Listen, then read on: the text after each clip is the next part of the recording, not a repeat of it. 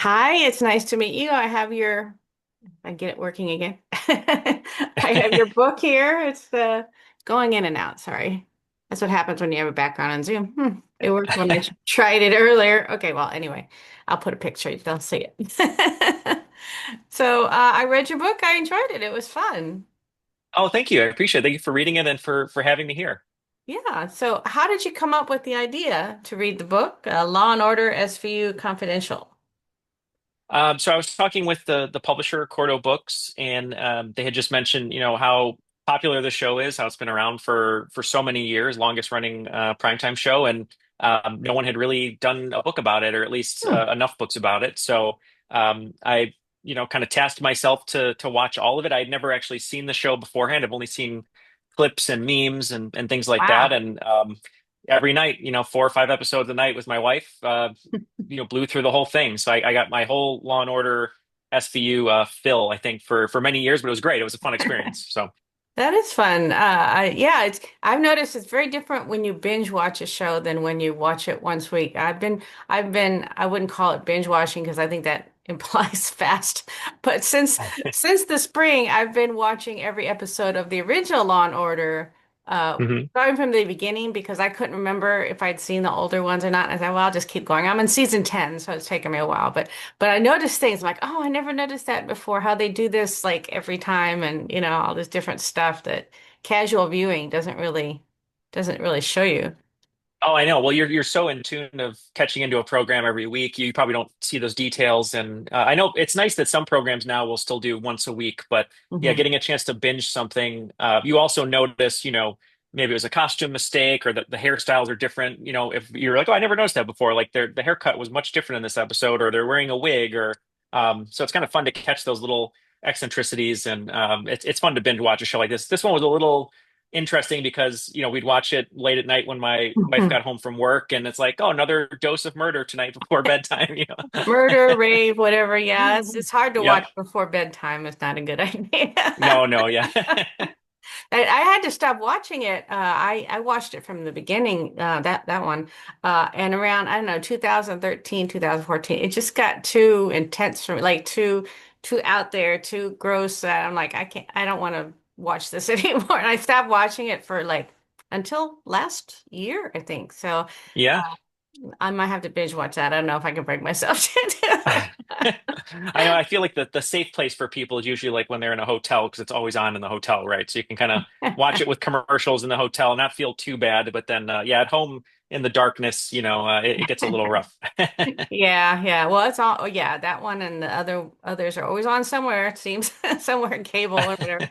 So, did you have an outline before you wrote it or put it together? Yeah, yeah. So I just kind of outlined just the different things that we were gonna put in the book. Like we knew we wanted to do a character breakdown of all like the big characters, and then we also knew that we wanted to talk about as many episodes as we could, and trying to figure out the best way to describe the episodes. So I decided to do something which I thought was fun, which is like me. I was someone who had never seen the show before, so I kind of put them in order of episodes I thought would be great if you're a first time watcher. Like these are kind of like the episodes that pack the most punch. If these don't get you, then maybe the show's not for you. And they're some of my favorites. I thought they were really great introductions to the series. And then some of the things kind of came throughout the process. Like I thought it'd be fun to do a Law and Order SVU bingo game, which that kind of came later. Adding that, and then we also did a glossary for like police speak that came later, which was fun. And then one of my favorite things because I love visiting film locations and TV locations. So I said we have to put something in here for people who are maybe visiting New York. Or, there are places you can visit that are still there that are on the show all the time. Some of them are fictional, but I put those in there too. And that's my favorite thing to do is to go to a place and find the locations where things shot. Right. I enjoyed the glossary. There were a few things I was surprised I didn't know, or I knew, I'd heard them, but I didn't know exactly what they stood for. Things like, oh, that's what they mean when they say that. So, Oh, well, it's so funny. There's a great thing in the glossary here where there's the internet community on Reddit who loves SVU. Obviously, they have mhm, their own subreddit. sure. Many of those people thought that Teru or Teru was a person because Kragan would always say, Oh. "Hey, get me Teru," and someone's like, "Oh, who is that? We've never seen him." And it's like, "No, no, no, that's the special task unit." So the Yeah, technical right. unit.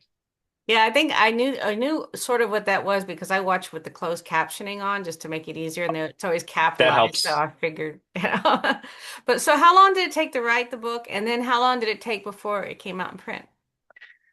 So I had 3 months to write the book. So I watched all of SVU in that 3 months while writing it at the same Wow. time. And let's see, I started it October, November of last year. I think I handed in the first draft. Actually, so I for my 40th birthday, my friend and I and our wives and another friend went to New York City, and I finished the last few pages while I was on the trip for my 40th birthday. So that was around New Year's. And then we did some notes, did some edits.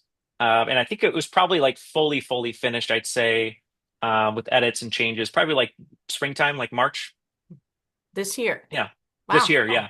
that didn't take long. I mean, it probably seemed like it was taking long if you're watching that for 3 months straight. You must Oh have yeah, I been, mean everything kind of blurs together, you know. So yeah. it's kind of funny, and but I love making stuff. I'm a filmmaker and Mhm. a writer too, and so I'm so used to having like very tight deadlines. So I love Okay. working on projects where it's like we need this, we need it on this date, get it done, and so I love doing that kind of that pressure. I think helps me. So it was That's a good. quick Yeah. turnaround, but it was fun. Yeah. Yeah, I think you might have needed a TV detox program after watching that for 3 months straight. Oh my gosh. How many did Well, you watch per? my detox program is the Great British Bake Off. So I've been watching Oh, there that you now go. just to kind of yeah. What were your question? I'm sorry. No, I was gonna say how many episodes did you watch per day to get that in 3 months?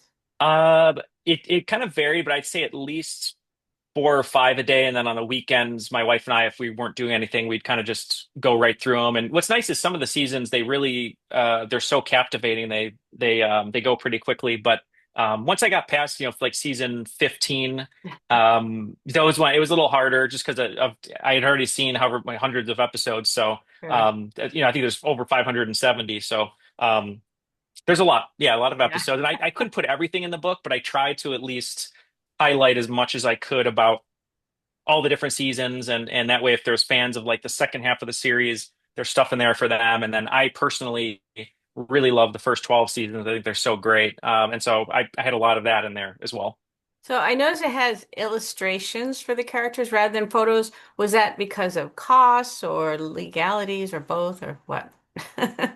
Yeah, I think a little bit of both. Yeah, I know the publisher Cordo, they wanted to do illustrations just to, I think, make it a Oh. little bit easier to maybe put more in there. Because I know there are, I think originally we had talked about possibly doing some, fair use type photographs and things Hmm. like that. But yeah, it just kind of turned into illustrations. And Simone Douglas is the illustrator, and then the interior design is Maeve Bardman, and the cover is Scott Richardson. So they did a nice job like putting that all Yeah. together, and it kind of opened up. The opportunity for me to go like, oh, I'd love, Sarah Hyland's cameo on one of the episodes for Modern Family is really, really great. There's a great shot of her when she's crying and kind of goes crazy in the interrogation room. Can we put that photo in there? And it was so much easier to just say, oh yeah, we'll draw that, rather than having to find it and get the rights. Right. So. Nice. Yeah. So so you were not a fan of the show. They said, "Hey, can you do this?" So you came or did you come up? I can't remember. I'm sorry. Did you say you came up with the idea or they did? Yeah, we kind of talked about. They said, "Oh, how would you feel about doing like a Law and Order SVU confidential book?" And Ah, yeah, I had never seen the show, and wow. but I'm like a big pop culture nerd, and Okay. two of my previous books that I did with Cordo were on romantic comedy trivia and Christmas movie trivia. And so for those books, what was fun is I'm such a movie buff. I watched every movie that's in both of those books to do questions, to write the questions. So it was kind of doing the same muscle memory again. I was like, you know what? I did it Right. for that book. I'm just going to watch all these episodes and do it here. Sure. And it was fun thankfully, the show was really entertaining and captivating. Otherwise, it would have been a little difficult. But Yeah. um, I really enjoyed it though, and it was great kind of seeing, like you said, the growth of it and how things were a little bit different, and seeing how they changed filmmaking techniques as a filmmaker. That was really cool. And just kind of getting to watch it as well alongside my wife, who had also never seen it. Oh, wow. And we had friends who were like, I can't believe you've never seen this. And now I can talk to them about it. So That's funny. That's funny. So, have you watched any of much of the original Law and Order or any of the other spin-offs? I've watched a decent amount of the original. My grandparents always have Law and Order on, so I've seen a ton of those episodes. And one of my favorite characters from SVU, Dan Florek, who plays Donald Cragen, is Hmm. in the original. So Sure. he's great in the original, and I love. Lenny Briscoe is so great because I'm a theater guy, and Oh yeah. obviously, yeah, he was a huge theater guy. So, Hmm. um, but yeah, I do love the original. I really found it interesting, kind of learning about how that show came to be and how Dick Wolf got that made. And originally it was called Night and Day, not Law and Order. Hmm. Um, and just sort of the history about he had four failed pilots and finally was able to sell Law and Order. Then that was doing well, and it was like I really want to do darker crimes, and they wouldn't really open up to him about SVU, and that took a while. So it's just interesting. Like he's such a mega producer now Yeah. with It's hard to imagine. dozens of shows, right? And so just to kind of see like, oh, okay, he was just like me, or someone else who like failed a bunch and then finally got one going. So it was kind of Right. cool to learn that. Yeah, since I'm watching season 10, Law and Order, SVU just premiered, just started, so they're bringing Oh, they have like the some of the crossovers, yeah, characters. Yeah, and it was kind of funny because I never really thought about because before that they had rape cases, which they handled yeah. very poorly in the original Law and Order, especially in the 90s. I was like, ay, yikes. But it's fun to go back and watch the older shows because it's like the technology changes. Like they didn't have cell phones and computers and stuff when it first started. I don't know if you see as much of that with SVU since it started this century, more or less. But Oh yeah, there's a little bit of it though, where like that they'll make comments like like you said about pinging cell phone towers, but then it's such a new technology at the time, so they make it dramatic in a way where it's like I don't know if we're gonna get these pings, and it's just kind of funny because they don't know at the time, right? Or you see those little brick cell phones that they have, and yeah. it's kind of fun. But I love, the reason I love the first 12 seasons. Is the production design is so like kind of grimy and like Mm. overused. There's coffee stains everywhere, there's papers everywhere, and it's not as clean of an aesthetic that the newer seasons have, which I feel like, a lot of the cop shows that are on TV now, it's just they're so pristine, they're almost like too clean. And I really love the dirtiness, sort of like that film noir aspect of the original 12. And so even with the original Law and Order, I mean, they had that too. It was so grimy, like really documentary style, Hmm. which I love. And I wish they kind of go back to that a little more character, but I know that's kind of the way things are going with TV, so it's okay. Yeah, yeah, I can't fight progress even in TV. So, did all of the information in the book, where did it come from besides watching the episodes? You did some other research? Yeah, yeah. So, what I love to do with research, so the three of the kids' books I did for Cordo recently were Cristiano Ronaldo, Mr. Beast, and Steph Curry. And what I did with that was I tried to read everything I could on the subject. So this didn't have too much. I think there was maybe one book they did, maybe during like the 10th season. Someone kind of wrote about them filming. But I basically scour the internet and I watch like every interview I can watch, read every interview I can watch because you do such great interviews. I was reading a bunch of yours on your site, so kind Oh, of thank you. yeah, going through those and finding little gems that no one ever talks about, like, oh, why was this episode so captivating? Oh, it was actually based on a real case. I didn't know that. So then I go research the real case, then I find everything. So you kind of become like a private investigator, in your own right, finding through Yeah. these little nuggets of info. And I love doing that. I just love investigating. So that's kind of, taking everything I can. And I always double and triple check everything too, because I run a trivia podcast called Triviality. Oh. And if there's one thing that I know is if we get something wrong on the show, someone will write in and say, actually, it's actually this president or something, right? And so I don't want to mess up. So I'm very good about trying to triple and quadruple check just to make sure everything is good. Oh, that's good. Yeah, you mentioned the real life cases. There's at least two websites that I found just for my own fun while watching Law and Order Hmm. that show you every single episode that's based on this or that case, sometimes multiple cases. And I knew they were ripped from the headlines, but I had no idea Yeah. that there was so much. Because you Oh, there's watch so it and many. go, wait a minute, this sounds familiar. You know? Well, I know the original Law and Order. They would use the New York Post so much. They called it their Yeah. Bible, and they would pull all the stories from. And one thing I also find kind of fun. I think I mentioned it in the book is, normally it'll say there'll be a disclaimer on certain episodes like, oh, none of the people in this episode are real. It's all fictional. And those usually the ones that are based on reality, but they probably got sued. So you definitely know it's true because someone Right. sued. So really kind of Right. fun. Yeah, there was a few episodes where at the very end they said what happened to the characters. I'm like, are they talking about the characters or the real life people? Because it's confusing if they say it's not based on a real story. I don't know. It's like we really want you to know what happened. And other times, like, what happened? They never said like there was at least one that was based on a real life case that there was no verdict. So they had no verdict in the show. And I'm just like, no, I want to know what they think I happened. That's the whole mystery thing, right? You want to have an ending. You want to know who done it. Well, right, and there's that great episode. I don't know if you remember. It's called Doubt. It had Billy Campbell in it, the TV actor, and that one they specifically kind of made it a he said she said type case, but they don't give you the resolution, so it's up to the audience. Hmm. And during the time, they had everyone kind of vote, like who do you think's guilty, who's Oh, innocent, and it just they don't really do that too much anymore. I thought it was like a really fascinating concept to kind of yeah. fire people up during the episode and get the viewers to make a decision. Wow. I bet it has to do with cost because Oh, I'm everything sure. Yeah. nowadays in TV is about cost, you know. That's Uh, right. so did you interview anyone from the show about the book? No, I wish I could have. I really, like I said, I just kind of found every interview I could about them from every source. But yeah, to get a chance to interview anyone, I almost got some blurbs for the book from some of the cast members, which would have been really cool. Maybe Yeah. that can come later, but it seemed like everyone was really interested and game for it. Hmm. But yeah, it was mostly just kind of my own personal research and putting things together. Cool. Did you who was your favorite character in the show? Ooh, that's a great question. I would say, I mean, I love Benson and Stabler, but they're not my favorite. They're Mhm. great because they're in every episode. But I would Right. say I love BD Wong as Dr. Wong. Just when he comes onto the show and Neil Baer takes over as showrunner, you get all the psychological elements, and his Mhm. character is great because I feel like no one listens to him, but he's always right. And Stabler wants to like beat him up, and he's like, and then he turns out to be right. So I love him, and then I love. I mean, how can you not love Munch? Yeah. So He's my he's like the favorite. best. He's so great. Yeah.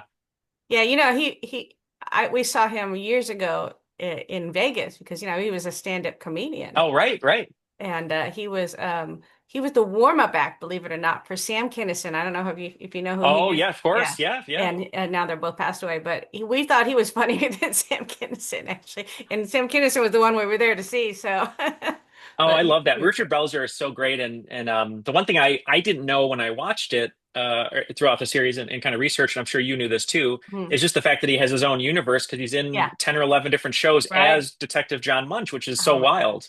And if you get a chance, Homicide: Life on the Street is a fantastic show. That's my favorite all-time cop show. I think that is one of the, and Oh, I is haven't it? Oh, I watched can't wait. Oz, but Yeah. I so can't wait to watch it because I've heard that that and The Wire are like the two and The best. Wire, that's what I meant to say, sorry. But yeah, Oh no, it's okay. I haven't watched Wire either. One of these I know. days. Yeah. So I know. I me too. And it's because I know it's dark and I know it's probably a little depressing, but I gotta like take a Saturday and say, you know what, I'm gonna get all this information and take it. Yeah, well, that the nice thing about Homicide: Life on the Street is it was a network show, so it doesn't Oh, get too bad. too So bad. Right. yeah, Right. but I watched that. I didn't watch that at the time. I watched it later, like late night reruns, and then I just started watching it whenever. So it's one of my best. A plug there, but yeah, that's No, where lunch I'm excited to watch it because started. I So read about it and I gotta see it now. yeah, no, it's fantastic. So what was the biggest challenge in writing the book besides having to watch so many episodes in 3 months?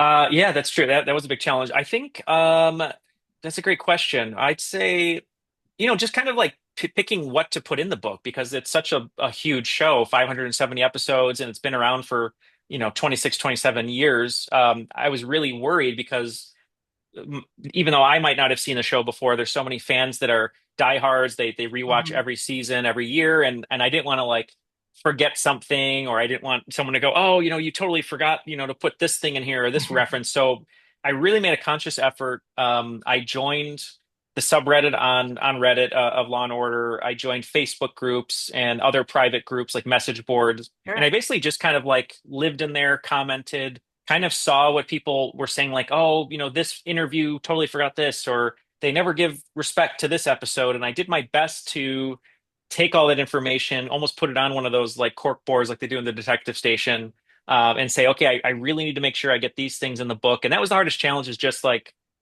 taking all the info and figuring out a way to get it in the book. 'Cause I knew I only had a certain number of pages, and kind of when we outlined the book, at least with Cordo with this book, we kind of had like spreads where it'd say, okay, you have 2 pages here, 4 pages here, and so I had to fit everything in those boxes, and I really wanted to do it, well enough for the fans that they would be happy with it, and I wanted to challenge myself to put enough references in there for the super fans, but also for people like me before I did this, interest me enough while reading the book to be like, oh yeah, I want to check out the show. So when you make a book like this, and I see it's about 220 pages, did they give you a limit of pages, how much you can put in, or did they do that after you put it all together, or? Yeah, usually when we do them, it's there'll be spreads as how many artwork and things like that you can put in the pages, but usually it's by like word count. So this one, if I remember, was I can't remember now. Was it 30,000 words? I think it was 30,000 words. Yeah, I think so. And it's kind of funny because for me, and it's kind of a running joke with this publisher, I tend to like overwrite because I get so excited. So Mhm. I usually hand in something that's like way more, and then I have to kind of self-edit and bring myself back down to Sure. what the target was. But yeah, for this one, it was kind of like, hey, it's going to be 30,000 words. It's going to be around 250 pages, certain bits of artwork. And, we'd love a section here that's like this or like that. And then I can kind of go and outline and work with the editor, who we had Nicole James and Flannery Weist, who was really nice. And yeah, just work with them. And it's so nice to have an editor because I feel like if I'm left to my own devices, this book would have been like War and Peace. So. Yeah, right. No, I understand that. What was the most important thing you would say that you learned while writing it, either about yourself or writing or the show or anything? Oh, that's really cool. I think, for me, I loved learning the little facts about stuff that I didn't know. So I'll give you a few. So the first one is about the famous like dun dun sound. Hmm. That I was didn't, interesting. yeah, and I didn't know where it came from. I'm a huge fan of TV theme songs. Like I love, so Mike Post is the composer who does the Law and Order theme songs. He did Magnum PI, which I love, and NYPD Blue. But just finding out that that was technically a music composition. It wasn't a sound effect. He put Mhm. together, if I remember, it was like a jail door slam, an anvil hit, drums, and 100 Japanese men stomping on a wooden floor. So learning that every time that thing plays, when you hear dun dump, he gets paid is just wild to me.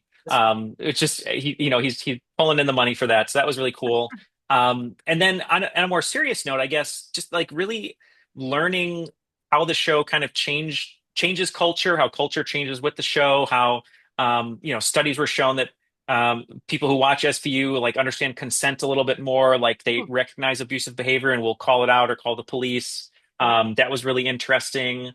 But also that, while the show is sort of fantasy and everything, court cases, this was the thing. So we have a lot of lawyers that listen to the podcast, and I would often talk to them and I would say, hey, I just watched this episode, and one of the perps said something like, hey, I'm not, my lawyer isn't here. I'm not talking. You can't get any evidence on me. And then the lawyer would say, no, no, you could still do that. And I'm like, oh, wait a minute, that's crazy. And so kind of finding out how the legal system works, and in the show, it works perfectly for a 60-minute TV show that someone will, get arrested, they'll go to court, they'll get charged, and they go to jail, but that often takes years and years in America, obviously. Sure. So just kind of learning how slow the criminal justice system is, and um, how this is more of a glorified version of it, but kind of, yeah, learning a little bit more about criminal justice, and but then also those fun little facts baked in, I think was my favorite part. Yeah. Now, do you have a next project in mind or that you're working on, or?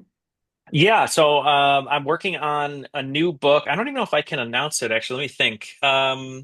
All I'll say is, just in case, because I don't want to get in trouble. So Mhm. I'm writing a new book on a very famous movie series that has a lot of movies and a very enigmatic leading man that's in all of them. That's all I can say, I guess, now. But I'm so excited because I love the movies, and I'm going to be working on that. That'll hopefully, I think that's coming out in October, basically the same time now next year, and I have to finish it by March. So I'm really excited. I'm kind of working on that now, doing research, and movies my first love. So getting a chance to talk about filmmaking and how they did things and special effects and everything, that'll be really fun. And I'm really excited to see where that book goes and how it comes out.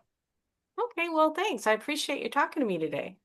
Yeah, it was so nice. Thank you so much for having me. Oh And like I yeah. said, I was going through all your interviews, and you did Oh, such a great job of usually kind of not going in all of deep. them.